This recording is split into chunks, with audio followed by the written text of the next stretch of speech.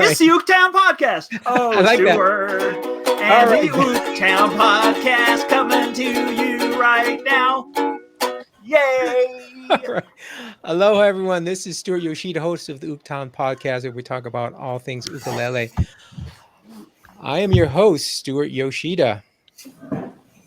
Doug, was that your intro already? That was it. Okay, you're going to have to do that again. Try it again. Okay. Try it again. Go ahead. And now, from basements around the world, the OokTown Podcast with Stuart Yoshida. Stuart and the OokTown Podcast. Yay. Thank you, Doug. That's my co-host, Doug Brown, coming to you from his barnyard basement. It looks like he's in a barnyard, but really he is in just a basement, as maybe we all are. I want to bring on my first guest, Samantha Muir. Is that how you speak? You know, this is the thing. Is that how you say your last name? It is. That's good. Yeah. Okay. Good. Thank you. You know, for those of you who thankfully did not have to live through this, I had audio problems. We just switched over to this new service called StreamYard. And we thought we had it all good. Doug and I did a great test, and apparently there's more bugs to work out than I had realized. All right, so my signal's kind of low. Why is that?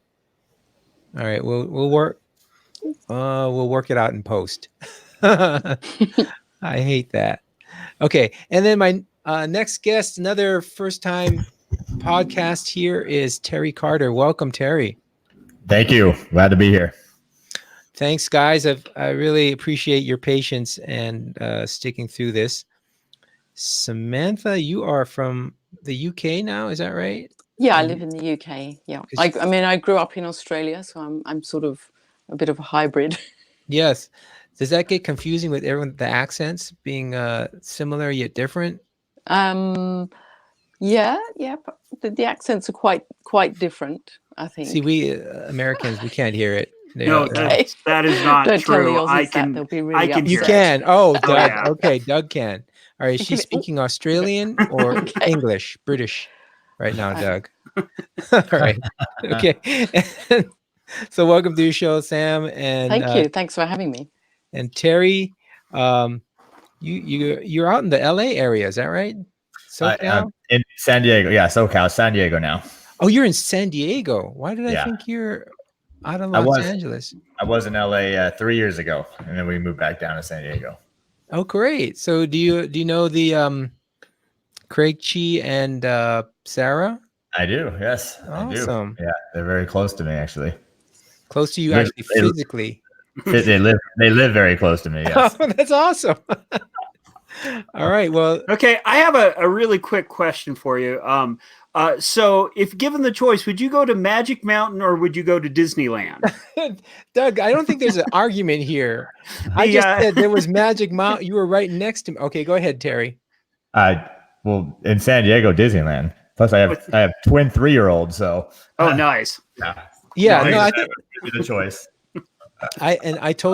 We had this controversy here. I said, Doug was visiting his brother in Santa Clarita, and I said, "Hey, Doug, Magic Mountain's right there. I mean, right there." Yeah. And he goes, "What?" Because we were going to Disneyland. I know, right? All right. And I think that was a smart choice, by the way, Doug. Mm-hmm. I would have, but if you needed to go to a amusement park really quickly, it is literally 2 minutes away, probably. All right. We got a full house here. So why don't we just jump in? Oh, wait. Sorry. Shout outs first. Gosh, I'm going to, for the next couple podcasts, I want to recognize my patrons. I haven't done that in a while. So first of all, I'm going to start off with the longtime patrons. But even before that, I want to give a shout out to Michael Cohen of the CC Strummers, the Culver City Strummers, for your generous donation. And then I want to recognize these longtime patrons who've been with me from almost the start. We got Patrick Timms, Andy Andrews, and many of you may know Andrews! Yay! Thanks, Andy. Cynthia Bigelow, who is from Fort Collins. So thank you, Cynthia. And another longtime patron is, you'll never guess, Victoria Vox. Victoria Vox! Yay! And finally, this show, Paul Wynia, and I hope I said that right, but maybe not. Wynia? All right. But thanks so much for being patrons. We really appreciate your support of this show, and especially for being such longtime patrons. Cool. Let's jump right in, folks. All right. I want to start off with Ukulele Festival Roundup, since I know both of you, both Sam and Terry, have been to festivals just recently. And we'll start off with the most recent ones. And Terry, I believe you get that, unless you just came from one yesterday, Sam. No, No? Okay. no, not yesterday. Oh, I don't win. Terry wins. So let's I'm start the winner. with I'm Terry. the winner. I'm the winner. How was it? What? Oh, but this is which festival did you just come from? The LA Uke Fest. Yes, I've not heard much about that, but that's supposedly one of the bigger ones, right? I think they're in their 5th year now. Oh, This is the 5th one, yeah. Okay. All right. Which I'm surprised. I would have thought they would have been around a little longer. But you got some pretty big heavyweights there. I mean, yourself included, right? You got all the who was there at the festival? That we might know? Craig and Sarah were there. I didn't see them. Bernadette from Bernadette Teaches Music was there. Christopher Davis Shannon, or Banjo Lady Tin Man on Instagram, was there as well. So there was a lot of big influencers and ukulele players there for sure. Cool. It's actually funny. It's actually not in LA. It's in Torrance, which, if you know LA, it's yes, it's actually Orange County. But yeah, I was gonna say that's the OC. LA draws a cooler name to say, so LA. Okay. Because I thought people from the OC don't like the people from LA, but I guess they kind of leverage that whenever they need it, huh? Exactly. Yeah, I think the baseball team did that. The Angels did that too, and they changed their name to okay. Well, another thing in Anaheim is Disneyland. So look at that. Bring it all together, Doug. Thank you. So the Uke Fest was cool. Actually, it was kind of a last minute thing, but I actually got asked to have a booth there. So I have an online ukulele store. So I do two things really: my online instructional stuff at ukulelethepros.com, and then I have an online store as well, store.ukulelethepros.com. And so I was asked to be the Ko-Aloha dealer for that. So I had a booth, which I thought would be like cool. I'll have a booth, and then I'll be able to like go pop around and see a bunch of stuff. Nope. No. Oh my gosh. Tied to that. Was it? It was? Okay. Well, that's not a bad thing. No, it was good. We had a giveaway as well. So we had a Ko-Aloha giveaway, and it was free to enter. So we had a lot of people there just for that. A lot of people for the ukulele, the Ko-Aloha ukuleles as well. And then I had all my Ukulele Pro stuff there as well. So my books and T-shirts and stickers and all that stuff. So very cool. Cool. It was awesome. Yeah, but I did get to go and jam a little bit with some of like Bernadette and Chris for a couple of things, and we did a kind of a top secret. No one knows about it, but you'll know here is that we did 4 or 5 tunes that we're going to release on Instagram and YouTube soon. Tunes, Christmas stuff as well. So it's kind of cool. Cool. And where would one go to get that when it comes out? So most of this was led by the one and only Plazi, or Bernadette. She's known as @Plazi, Plazi on Instagram. So she kind of led a lot of this stuff. So we'll be posting it mainly on Instagram. So that's her Instagram and my Instagram, Ukulele the Pros, and then probably on the YouTube channels as well. I think we'll all be doing a little bit of posting on that stuff. Very cool. And I'm sure Doug is furiously capturing those right now. Oh yeah, we've got links to the LA Uke Fest. We've got Ukulele the Pros store, Ukulele the Pros, everything. So awesome. Yeah, in those links area. We're doing good. We will do that. You can always tell when Doug is not on the show because I don't have as many links. Hey, Doug, if you can remember, try out this time to paste a link. It works better because I usually have to extract it anyway. All right. But let's bring on Sam. So do you like Samantha or Sam? Sam's good. Okay. And you were at a festival just recently down under, right? I was in Australia doing a little tour, and I was at the Vala Beach Ukulele Camp and Beach Party at Vala Beach in New South Wales in Australia, and that was it was amazing. It was just such a cool place to have a ukulele festival right on the beach. I think that is fantastic. Mm. Wow. How many people were there? Was that I think there were about 150 people over that's a good the size. weekend. So, yeah. And lots of people came and camped for the weekend, which was really nice. So everyone was like really on site, and it was really fun. Oh, that's brilliant. So have it on the beach, have it camping, because that is okay. Can't get much better than that. No, you can't. No. Okay. How can I get invited to this one? Okay, so it's run by Kathy Welsford, so I'm sure you can find her on Facebook, and her duo are the Wild Women of Anywhere Beach. Okay, so well, check them out. Put in a good word for me. I'll do. I will. I will do a podcast, stream it from the beach. I think that would be fantastic. Actually, that'd be amazing. Yeah, no, it was a really fun event. I had a great time. Everyone was just really friendly. And they provided amazing food for everyone. And it was just, it was good. There were Tim Tams, chocolate biscuits and tea. What are Tim Tams? What? Chocolate biscuits. Oh, so wow. If you go to Australia, you've got to have Tim Tams. So really good. See, and it was the Wild Women of Anywhere Beach. Keep Laughing Seriously. Is that the name of their album there? That's yeah. There will be a link to that in the show notes as well. Yeah, the only other Australian food that I know of, and I'm sure there's plenty, would be Vegemite, which is not necessarily something you want people to. I did discover how to eat Vegemite, which is not you don't just eat it like straight out of the tin. No. You put it on a cracker with lots of butter. And then the Vegemite, and then it tastes okay. Okay, a thin layer of Vegemite. Yes, because it is salty, but full of protein. Yes, full of protein and minerals. No, actually, I thought it was okay. So, I'm going to try these Tim Tams. There's chocolate biscuits. There's a link to the Wikipedia page about. Did you lose them? I don't hear them at all. No, I can hear you, but I can't hear them at all. Oh, no. This reminds me of, is there something with my computer? Because we had this with Victoria Vox. Do you guys do? Doug, you know this one. Yeah.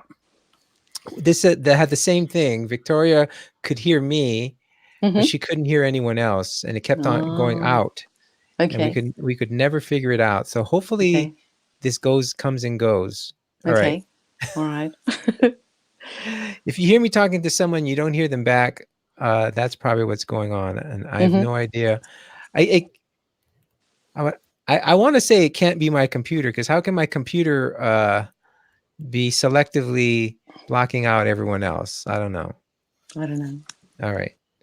Okay, so that sounds fantastic. Any other festivals that you've been to? Over the summer, I did the Forest Ukulele Retreat at the start of summer. That's here in the UK, in the Forest of Dean. That's run by a really great guy called Matt Stead of the Uke Room.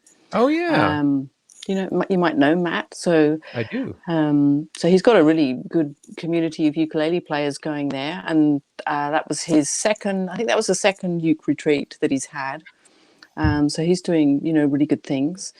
And also the Halsey Manor Ukulele and Singing Weekend, which is a smaller event. It's kind of a residential course, and there are three tutors and about 45 people, and they just have us for the whole weekend, and it's the emphasis is really on learning and doing workshops. Nice. So it's a really nice idea. So and I find that there are more people are getting into that kind of format for ukulele retreats rather than just going to the big festivals. So there's a lot more emphasis on learning and going to workshops, yes. which is great, actually. You know, there's this, I get to hear about these trends, and that exactly tracks what we had talked about. I don't know if it's the last podcast or not, but master classes kind of, where it's more of an intensive retreat. So you have more of an opportunity to learn. I think that's fantastic. So go ahead. Real quick, if you don't mind. So just like more hands-on stuff. Are you talking about Sam, or I don't know if she can hear me, but no, she cannot. So that was from Terry. He said that was it more of a hands-on type of workshop. Is that what it was? Okay. Yeah. So I provided material for the workshop. I made little booklets of different instrumental arrangements, sort of varying from things like Yellowbird up to Vivaldi's Largo from the Four Seasons. So it's quite a variety of material. And then depending on the group, we'd choose a piece, and I just take them through it, and we try different accompaniments, arpeggios, or sometimes strummed chords to Yellowbirds. Really fun. So it was a very interactive day or workshop, and I actually did 15 workshops in Australia and 2 full-day courses. So it was very hands-on. It was very tiring, but it was really, really rewarding, and I really enjoyed it. So I think it is a great way to go. I'm gonna pull in Terry, so this will be like a relay, sort of like.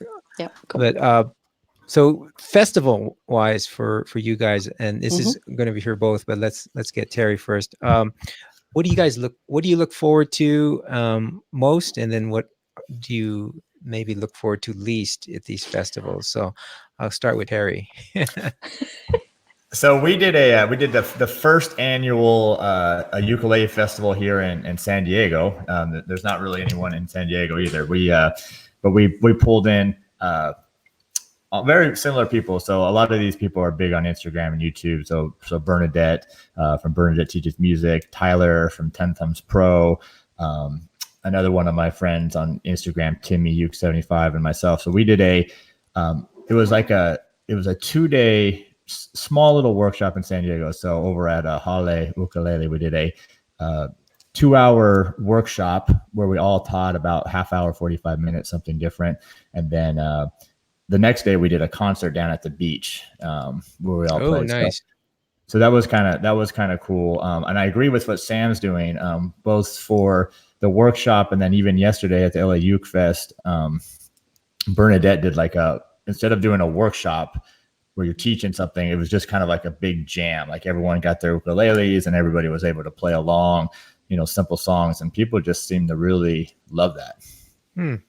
So the jamming aspect of it. So Sam, Terry was kind of reflecting back that's kind of where he is going to, I guess is maybe a good way to put it. I think because we've evolved over time, everyone says that when they started off maybe 10 years ago doing these festivals, it's now like the abilities of the people, just the baseline is a lot higher than it was before, and that's I think that's probably pushing us more towards that. I like strawberry jam as well. Okay, thanks, Doug. Raspberry and strawberry. Yeah. Okay. Oh, and Doug, you're gonna have to help me out. See if you can spot a good title or hear a good title, because I got to get this out quick. So that's usually the hardest thing is figuring out what the title of the podcast is going to be. All right. So Sam, what do you most look forward to and maybe not look forward to? Okay. So I really enjoy taking workshops on classical and fingerstyle ukulele. That's obviously what I do. And I really enjoy just taking people through instrumental pieces, and sometimes that's from complete beginners, teaching them to read tab and to be able to play things like Twinkle Twinkle Little Star and Shortening Bread. And then sometimes there's, more advanced pieces. So it depends on the standard of the workshop. So I really enjoy that aspect of it. And also I always find that ukulele players are very used to strumming chords, but once you start to teach them arpeggios, they get really excited about it. And it's just very rewarding to show people some new techniques and to, you can do something different with your C chord to make it sound, amazing. And people are always so pleased with that I get a buzz out of it as well. Yeah, I think that's a really interesting point, that a lot of people start off with the strumming, and then when fingerstyle or arpeggios get in the picture, then they go, oh wow, hey, that sounds different. I was listening to Terry's arrangement of the Christmas song, which was Don't Tell Me. Well, what was that? It was a really nice arrangement. I'm going to learn that one. What did we do? I don't remember what we did. What was a Christmas. It's a Christmas is tune. it Deck the Halls? How does everyone else remember this? Okay, that's it. I loved it. Well, there will be a link to that in the show notes. Didn't I? Oh, wait a minute. I know why. Because I put it in. I sent the link. Yeah. All right. Yes, Deck the Halls. I think that's kind of what you're talking about, Samantha, because that's all of a sudden when you bring in that the melody, the melodic part of it, and then the finger where you can hear each note, that's really like, oh wow, I don't have to strum it all at once. Yeah, which I think can be a good revelation for people. So that's what you enjoy most. Okay, what do you not look forward to? Strumming. The strumming. I hear you, and I think the thing is that because of the level of musicianship, there's less of the up and down strumming and more things. Why are you laughing, Doug? Musicianship. Magicianship. By the way, Doug was is still a magician. So a close-up magician. So I'm all about the magicianship. So yeah. Yeah, LaCroix, by the way, if anyone is interested. So anybody that's not watching this on TV on the computer, he just held up a LaCroix. Right, we're still trying to get product placement sponsorship. Oh, look who's someone's doggy. Hello. Oh, look at the puppy. Oh, I like to keep it fresh. We got to keep it fresh here. I love it. Oh, his tail is going crazy. I love it. Okay, so the strumming. What about you, Terry? What do you? Well, I can tell you from a dealer aspect, which I learned yesterday, is everybody grabbing very expensive ukulele, including kids, and we had one casualty. I had one ukulele become a B stock yesterday. But my wife informed me why, because I had to leave right at the end and go do this jam session with them. She said that a 2-year-old kid went up to another booth, grabbed the ukulele off the table, dropped it on the concrete, and grabbed it and ran down the little path with the ukulele dragging behind it. On the ground. So I guess I just have a little ding in the back of one of my necks as yeah. So we're gonna have to. We have a friend from one of the stores, and we'll have to ask him what he does, because I'm sure this is like his. So at the Swallow Hill we have a ukulele festival, and every year the Denver Folklore Center comes by, and they always have some really nice ukuleles.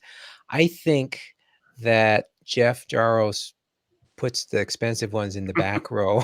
That's what I think he must do, because I know I bet you that's what he does, or keeps it under the table or something. But yeah. Then right in front you put the nice pink mahalos. Exactly. Mahalos in the front. Exactly. Yeah. Not that we're fishing for more sponsorships, but Yeah, we need a sponsor. So no, we have our patrons. So that is all good. Yes, indeed. All right. Okay, so you kind of talked about what your favorite workshop. Well, actually, no. Let's hear from Terry. What's your favorite workshop you like to teach? Because it sounds like Sam is into the, of course, into the classical music. But Terry, what do you like to teach? That's awesome, and I love the finger style stuff as well. But blues. So I'm not a big teaching a lot of songs guy, but I love teaching them the blues. Starting at the blues, the shuffle versus a straight, feel, and just giving patterns that they can play and understanding 12-bar blues. I think, and people seem to really like that. Awesome. So is it more of a accompaniment, or do you teach also? What do you do when what kind of lines and improv that you can do with blues? Both. Yeah, mainly. I mean, I like doing the strumming to give them a good foundation, but definitely diving into the minor pentatonic scale a little bit. And showing them some stuff. It's a little hard when you have 20 or more people there, all kind of trying to solo. But you can some tips on.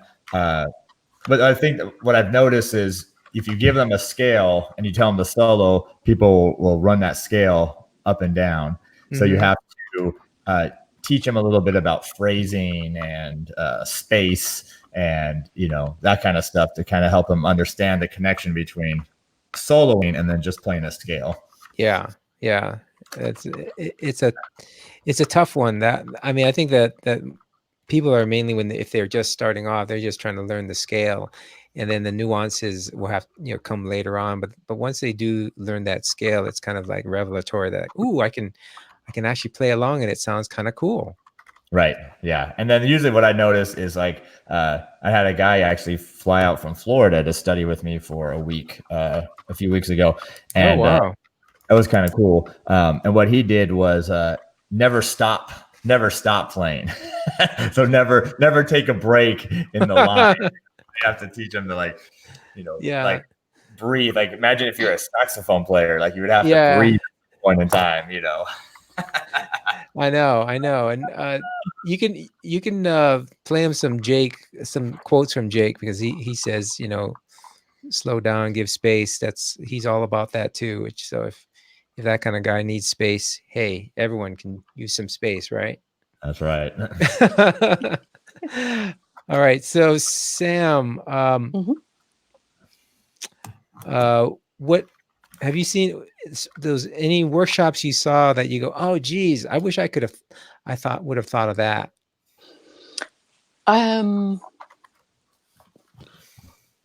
No. Which there's a couple of reasons for that though. I mean, one is that usually if I'm at a festival, then I'm teaching, so I'm not going to other.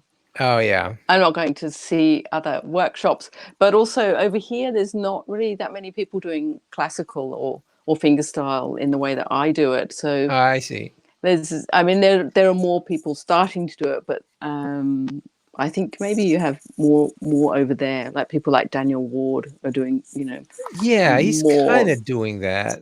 He's kind of doing more of the finger style, I would say. I don't know if he does that much classical, although I know he does play pretty cool classical stuff.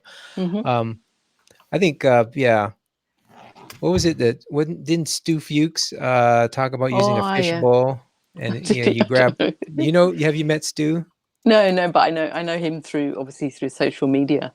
Yeah, he's an awesome character. I love his approach to music. But yeah, I think it's more of a neat way of that he introduces ideas, and he had a fishbowl concept of how he did song selection.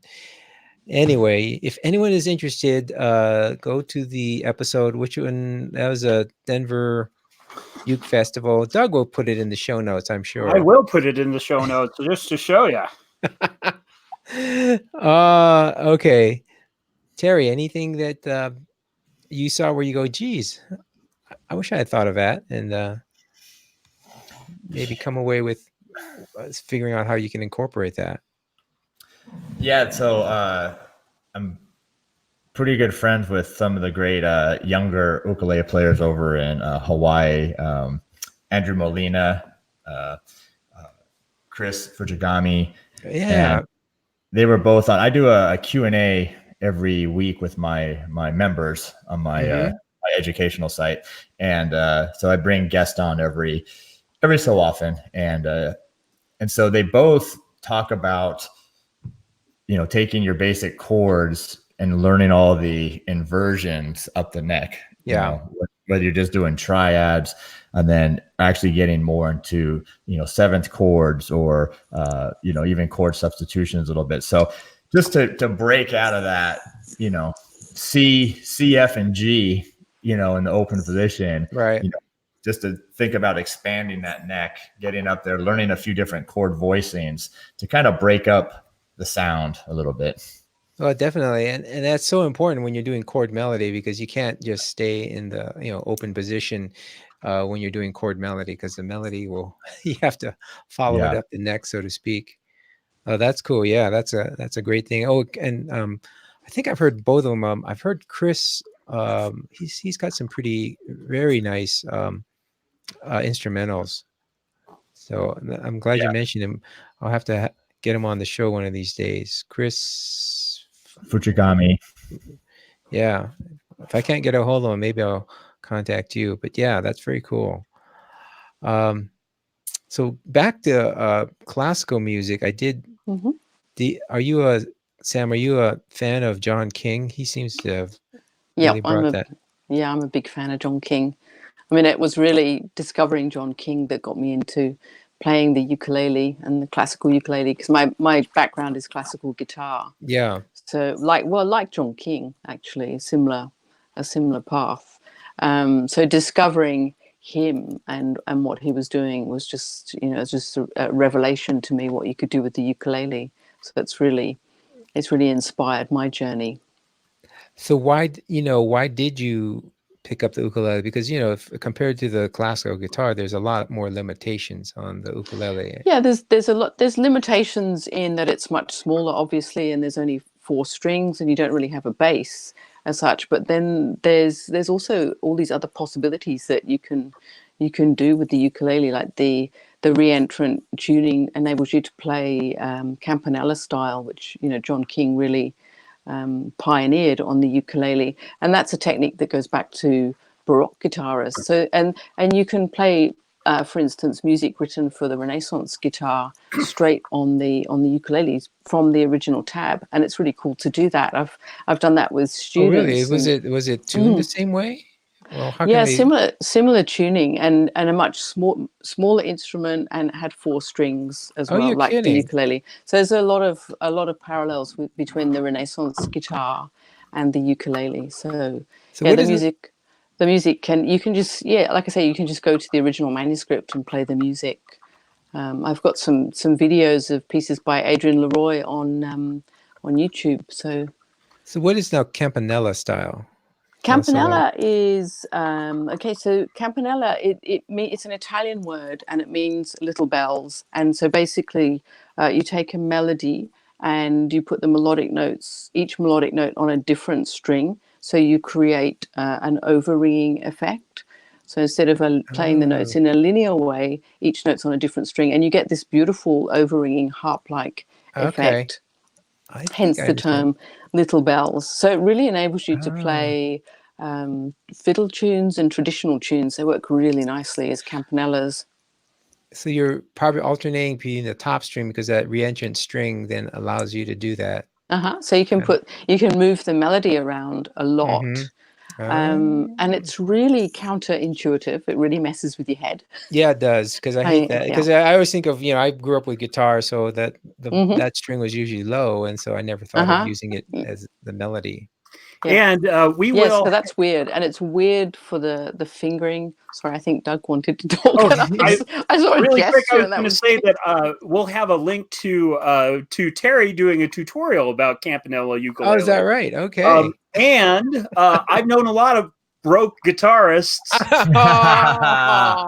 I I will type that joke so Sam will be able to hear it. Broke guitarist. There we go. Yay! And that broke was probably Baroque. Yeah, I know. Baroque. Baroque. Lots of Baroque guitarists. Yes, he knows a lot of Baroque guitarists. Yep. It's a good joke. All right. It's a good joke. Since we're on the topic of classical, here's what I was talking, and I want to bring back in Terry too. So this will be tricky as Terry chimes in. So Terry, make some hand motions so that Sam knows. So Sam can know. See, this is where the visual part of podcasting really comes into play. Okay. I was talking to a music director at my church, and he was saying how the really big name folks back from classical, like Mozart and Beethoven, Bach, and all of those were actually really, they probably never played things twice the same way, and all we have is what they wrote down, but not necessarily what they played, originally, because they were very, almost, I wouldn't say improvisational, but I was kind of shocked. I go, really? Because I always thought of classical as, this is the way it should be played, and every orchestra seems, I thought, was striving to play it exactly as Bach and Beethoven and Mozart intended. And now I'm thinking, well, maybe they never intended it to be played the same way twice. So I think that's a fair comment. Definitely. I think we tend to think of classical music as being very rigidly tied to the dots on the page, but I don't necessarily think that's true or a good thing, actually. Oh, interesting. Okay, so you this is coming from a classical guitarist. So I'm actually a little shocked, because I was like, really? So those guys were like the jazz musicians of their age. I guess didn't someone also say that like classical music of the time was kind of like our pop music? Is that right? See, this is Terry. Let's get Terry's view on it. Have you heard that, or what do you know about that, Terry? I have heard that as well. I was trying to point at Terry. I'm trying to... I've heard stuff about Beethoven. They would have like cutting head contest, and he because he used to be so good, and he stopped doing them as his hearing. He started to lose his hearing, but so they would have literally like cutting head contest on the piano. Like you would think of that as guitar players do that, where guitar players try to show each other up. So, one would play a certain lick or a little piece and then to like copy it or then do it better. And so they talked about in the Beethoven book that I read about that kind of stuff. No kidding. Beethoven was obviously so good that he could always win those thing. And I'm sure Mozart was like that as well. But cutting head contest. I can just see it. Beethoven came off and goes like, I can do this all day. Exactly. Next. What else you got? And by the way, Doug, did you catch that reference? I did. Okay, thank you. All right. That is awesome. It's kind of like in Zoolander where they have the dance off. And although I was gonna say, if you want to go back a little bit, the Ralph Macchio movie Crossroads with Steve Vai at the end, where they're battling for their soul. Right. And yet we all know that Steve Vai could blow that guy away, but I can't remember how they did that, but it was pretty interesting. Yes. That was digital effects. Right. Not back then. Not back then. No, but they had because he used his fingers. Digital effects. Oh no. Did you catch? Sorry, Sam. You didn't. Doug was saying it was digital effects on this movie about Robert Johnson, and He goes, no, it was digital effects with with the fingers, Oh, digits. yeah, okay. Okay. Oh, so It's not in bad. real So- time, but no, this is Doug. Somewhere my twin brother is laughing listening to that joke because he'll think that's funny. I know. So all good right. and so bad at the same time. Exactly. That is the beauty That's of my wheelhouse. this is where Doug comes in. So let's get back to Sam here. Okay, so given that, then that what I'm not. I always look back on it. It says, when someone comes from the classical world, they have a much harder time in a band situation where there's a lot of, it's looser and there's improvisation going on. I know our bass player in Bookham Dano used to be he plays upright bass, but he used to play orchestral music a lot, and we cured him of that eventually. But no, but at first it was like it was a little bit hard for him when we were playing in the band here, because we would do he would play with people who were used to improvising, and so he was like, wait a minute, that's not written here. But after a while they figured it out. Now, what is it, do you think, about the classical music that it encourages kind of that linear, or not linear, but I don't know, kind of more of a rigid, okay, we will play it this way and it's written this way? What are your thoughts? I think, I suppose it's the way it's taught to a large degree. Teachers just teach from the books. Students just learn from the books. So they assume that everything that they need to play and do is written down. And then the exam system that we have certainly here, doesn't encourage them to improvise at all.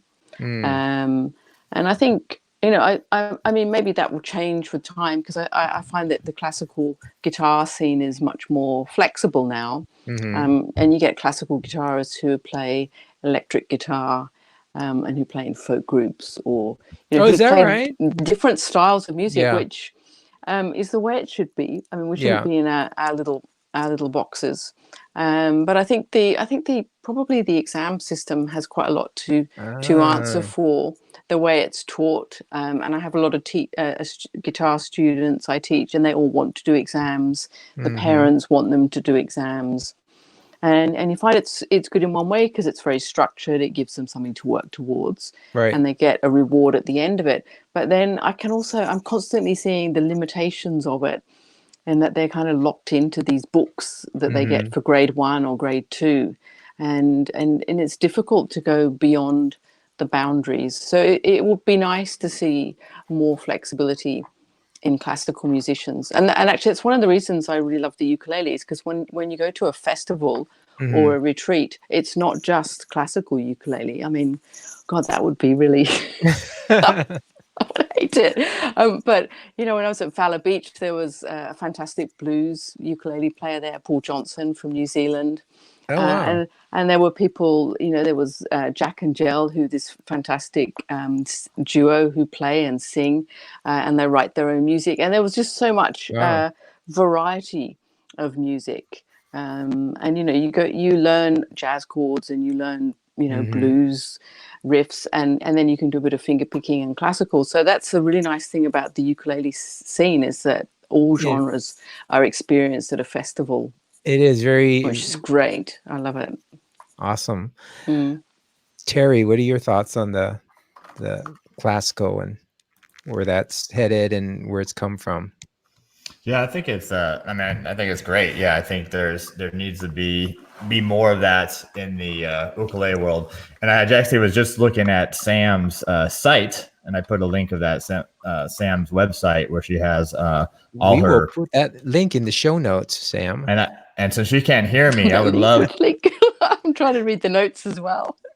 I would love for her to expand on okay. I mean, I see her 21 studies for ukulele, her 12 progressive studies for ukulele, theme and variations by the Dowie Dens of Yarrow, her 12 progression lessons of Op 31 from Fernando Soar. I mean, those are all a lot of those are guitaristic stuff adapted for ukulele. So I'd love for her to maybe expand on that a little bit. So he was Terry's asking about the ukulele studies that you have on your website of classical guitarists and maybe what you do with those. Okay. So I have quite a selection of books. When I first got into doing classical ukulele, I was transcribing pieces from classical guitar composers like Carulli and Saw and Tarraga, Giuliani, and creating little books. I called it the I Love. I can't remember what I called it now. The Little Book series, sorry. So it'd be the Little Book of Carulli, the Little Book of Saw. And so I put pieces in, and because people were really struggling with the fingerstyle, I was also created these right-hand finger-picking maps to help people to learn the pieces, because I find, ukulele people are great at chords and left-hand positions, but not so good at finger-picking. So I did several books in that series. And I also did songs and sea shanties for something a little bit lighter. And I did some Irish tunes. Nice. So it's quite a variety. And then about 18 months ago, my work started being published by Les Productions de Oz, which is a big publisher in Canada. And they publish lots of guitar music. And they were really looking for publishing ukulele, and it was quite fortunate for me because I'm actually doing a PhD on the ukulele. Oh, really? So yeah, they allow you to do that. They do, yeah, they do, it's really cool. And so it's a portfolio, so it's a very creative PhD, and part of that is to create new repertoire for classical ukulele, and it's being published now by Les Productions de Oz. So I think there's 6 books now. Okay. That are available. I mean, you can find them on the I Love Classical Ukulele website publications, and then there's links to the publishers on there. But so basically, I'm composing works as well as arranging them. So there's a couple. Where would you recommend people start if they're wanting to get into the ukulele classical finger style playing? Maybe with your books or just in general? Yeah, in general. I mean, there's some really good books by Tony Mizzen that are published by Flea Market Music. Oh, yeah.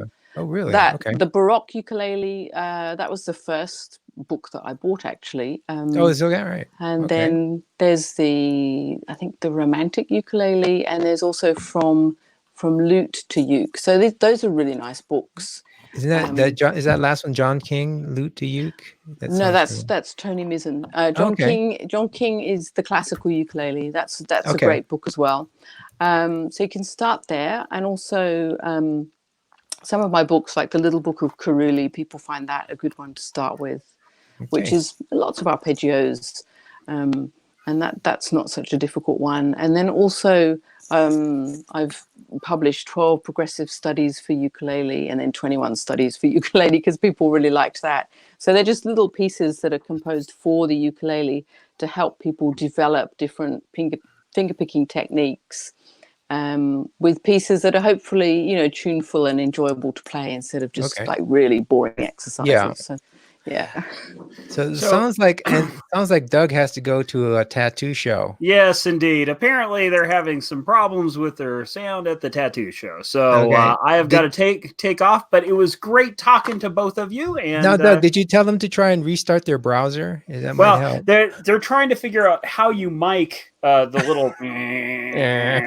So, anyway, that sounds painful. Thanks, see you guys later. It was great talking to both of you guys. All right. Say hello to everyone over at the show. Definitely. Bye-bye. Thanks, Doug. Bye. All right. Cool. I love how this Pro StreamYard kind of automatically puts everyone on the screen. So good on you, StreamYard. All right. Even if you can't hear them. Yes, even if you can't hear it. I don't know. Maybe now that Doug's gone, you'll be able to hear Terry. No. Can you hear Terry yet? No. Oh, bummer. All right. I still refuse to think it's my computer that's causing this problem, but who knows? Fingerstyle. So you guys, you went over a lot of this stuff already. Oh, I want to still bring this up. Let's get back to Terry. The healing power of music and the ukulele. I want to have someone from the UKC Ukulele Kids Club, and then I also saw that Terry, you have a foundation or a group you founded called Music Lifeboat. Tell me about that. That was an older. I mean, they're still around. I don't not a part of it anymore. But the idea back then was to create an app, a free app, to teach kids music, rhythms, and the notes on the staff, and actually even do some instruction. There was a bunch of video instruction as well in the app. Okay, cool. I would do some guitar, and then we had some members from the Los Angeles Philharmonic doing lessons on violin and flute and stuff like that. And so the idea with the app was that kids would learn music through more of a game approach rather than a straight, a traditional way. And then obviously through an app as well, something they were more related to. So, and then just making it free, and trying to reach as many people as possible. Well, I think that was the thing that caught my eye about that foundation. That is that it was trying to spread music to the younger generation, because right now it's not necessarily the best funded programs in our school system. Speaking of which, so Sam, in the UK, what is it like for music funding? Is that still, is it kind of like terrible? Oh, it's it is really bad. Well, I'm glad that we're not alone then. I know that's terrible, but yet okay. Well, I guess this is a oops, sorry. This is a common problem. Why is that? I would have expected in the UK, that they would have a better chance of funding it for some reason. I don't know why. No, funding is difficult. So they don't. What kinds of music programs do they have in the UK? Any that they have? And if you say the recorder, I will. No, actually, the ukulele is really replacing the recorder in lots of schools, which is a good thing, I think. It is. I know everyone who plays a stringed instrument thinks that, but the recorder folks don't really like it when we say these things. But but I mean, there's opportunity for children to learn an instrument at school, but that's like an extracurricular activity. Really? And a lot depends on the school. I mean, I'm really fortunate that I teach at a school that's really into music, and over half the students play musical instruments, and they really Wow. promote music in a big way. That's great. Which is fantastic, but unfortunately, that's not every school in the UK. And it's the parents have to pay on top of whatever fees they're paying for the school. So it's like, yeah. Wow. So Terry, what's it like over there in the San Diego area? Is it how's the programs there? Yeah, things are not good in general with music as well here. A lot of schools, a lot of inner city schools, especially to have got their music cut. So so I think the thing though that's different from when we were younger is that kids, if they're a little bit more proactive, there's so much more stuff on YouTube now. Yeah. If you're on, some of the other social media sites, so many of me and some of my other people in the ukulele world are giving so much good content. Yes. And there's a lot of it's for free, that they can go. And if they're just a little more motivated, that they can actually find a lot of the stuff. And even if they don't maybe have a lot of money or they can still learn an instrument. I do think that's an amazing thing about YouTube and the internet in general, that you can, for $50 you can get a really decent ukulele, and then you can go on YouTube and basically learn everything you need to learn. And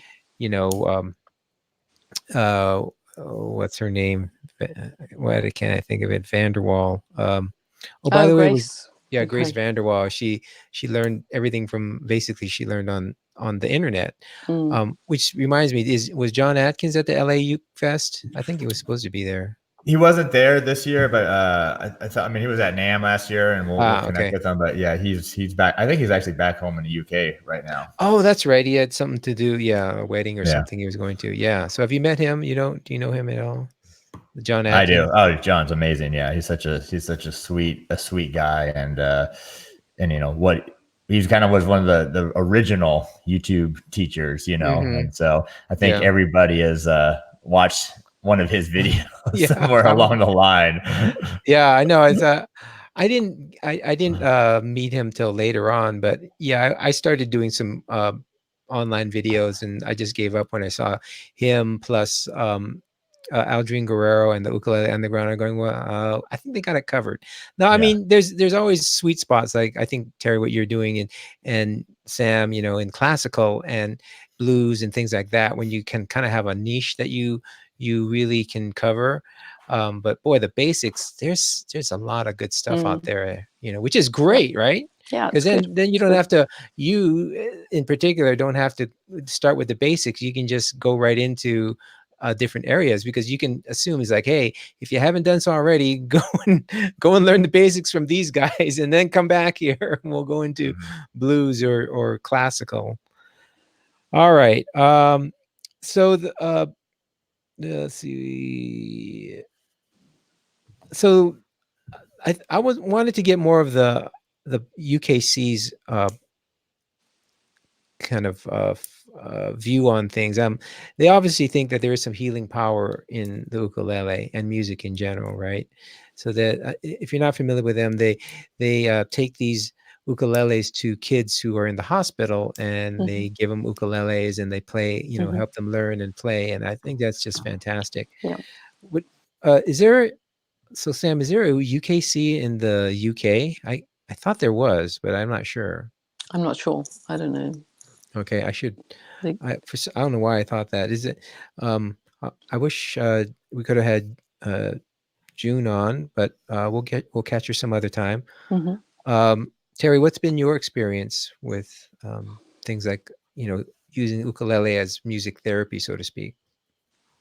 Yeah, I mean, I hear things from a lot of my members that, you know, you get the most amazing. I'm sure Sam does too. Just the most amazing emails from people that watch your videos or subscribe to your, you know, site, or, you know, buy a course about just how they've been depressed and how music's helped them out of depression, or how they've had even some mental you know, issues that has helped them focus more, and you know, and have helped them rehab through physical injuries as well. The music and the ukulele have helped them. So yeah, I think it's for sure. There's a lot of power in music and ukulele for healing, not only physical but mental things as well. Yeah, absolutely. I didn't finish watching it, but I just started watching a TED talk on music and the effect it has on the brain, and there's just all kinds of interesting studies about that I would be interested to see where they go. But I'm just always amazed at how much the music affects our brains. I mean, that's incredible. Sam, what has been your experience? Yeah, music is. I mean, it's just a great way of bringing people together and sharing. It's very much like a community spirit, I often find, with the ukulele. And just this week, I went to a local care home with one of my students, and we did a concert for the residents there. We've played before, and they're people who, I mean, you know, they can't really get out. Their mobility is not so good. And so it's really nice to go into this little care home and just sit in their lounge and just play music for them, and then we'll have tea and cake afterwards. And they really appreciate that we actually take the time and the trouble to go there. And I think it's really important to do that. And it's, you know, for us it's local, so it's not a big investment of time. We can just, you know, it's a couple of hours out of our day. So we're very committed to doing that here in our local community. And it would be nice, you know, to see other people do that. And I know a lot of the ukulele groups in the UK are going around and playing to dementia patients, and to other people. And the BBC has had this initiative, the BBC Music Day, which we were part of actually, was for taking music to the elderly and for giving and sharing music.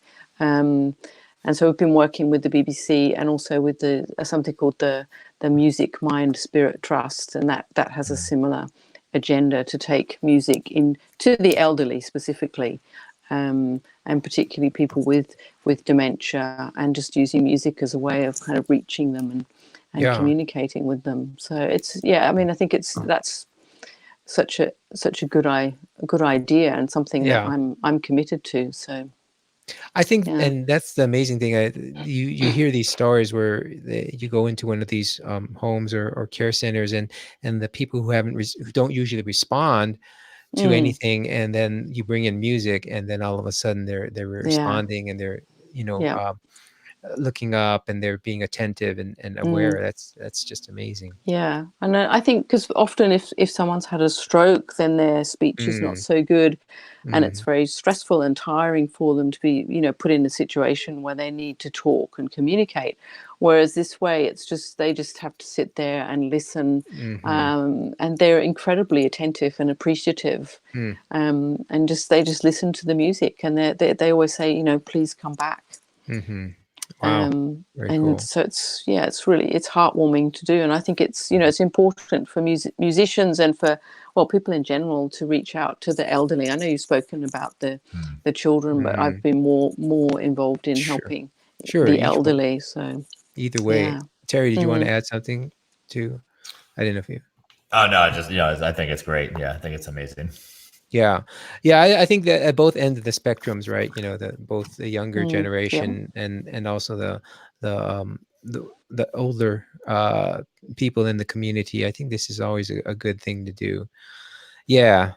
So shame that we can't figure out a way to get more things into the classroom. But I think the ukuleles are great. I think that everyone's. I know a lot of people are trying to get a curriculum in there, so we're working on it a little bit at a time. I've just been working with one of the examination boards to create a ukulele syllabus, and they've done up to grade 5, and we've just been working on like grade 6, 7, and 8. So they've got my bark arrangement. I think it's going to grade 8. So I think that's pretty cool actually, to be creating a ukulele syllabus. Because it means that school music teachers might take the ukulele a little bit more seriously if they think that the pupils can actually learn music and in a structured way.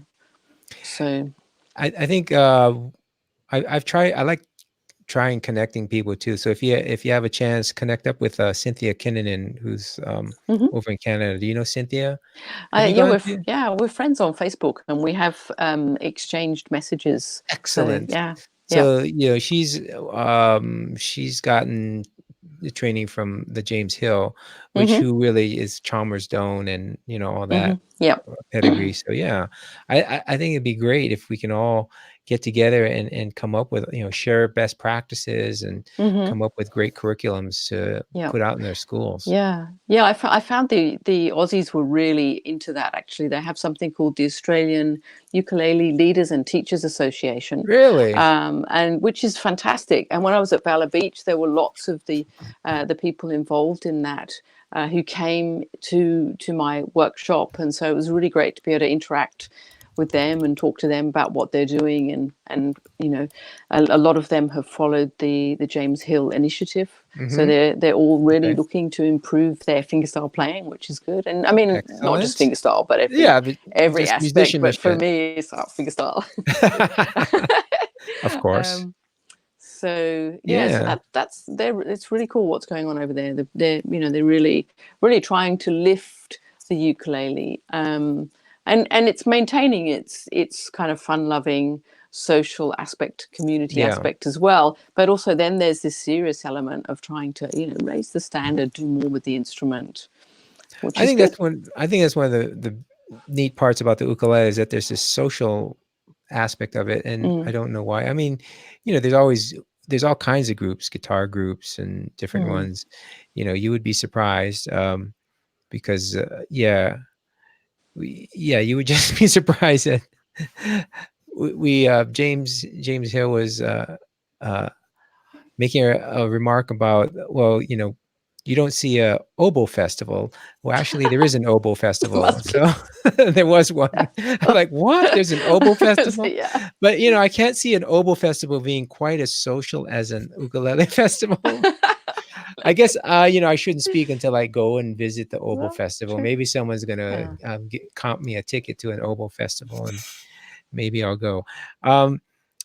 Hey, we've been on this show for a little bit. I want to wrap this up and give you guys a chance to tell me about anything that's on your mind, what's coming up next for you. Terry, what's happening for you in the next couple of weeks or months? Do you have any new material or albums out that too? Definitely let me know. Awesome. So yeah, great. So I got a few things I mentioned. Well, right now I've been teaming up with Koloha Ukulele, and we've been doing monthly challenges, mainly through Instagram, Facebook. And so this month is a challenge to win a Koloha ukulele, and you have to play an original fingerstyle piece of mine called In the Mist. And the people have to actually do a video of themselves playing it, post it up on my forum, and then we pick a winner. So that's something that is really cool. And it seems to be getting people together community-wise, and they're liking these monthly challenges that I'm giving. So that's really cool. I just released a baritone ukulele course just a few weeks ago.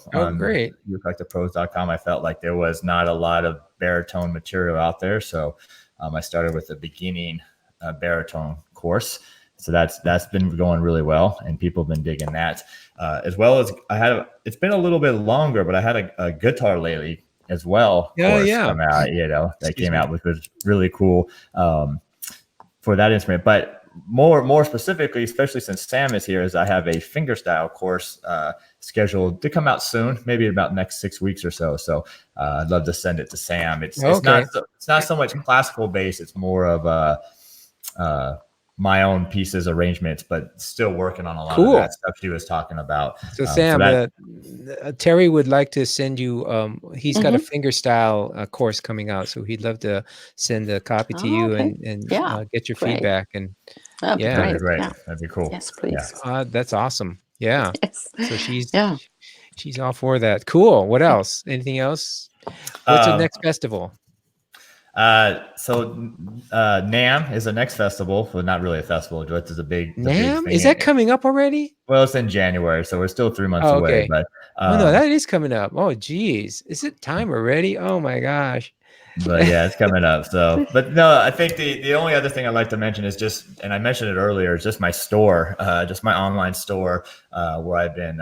It's been really fascinating connecting with people as they look for new ukuleles, and I've been working with Koaloha and Pepe Romero from Romero Creations, and some even some private builders as well. So it's just been cool. It's just another way to connect with people, not only through my instructional site, but also now with the store as well. So it's kind of cool.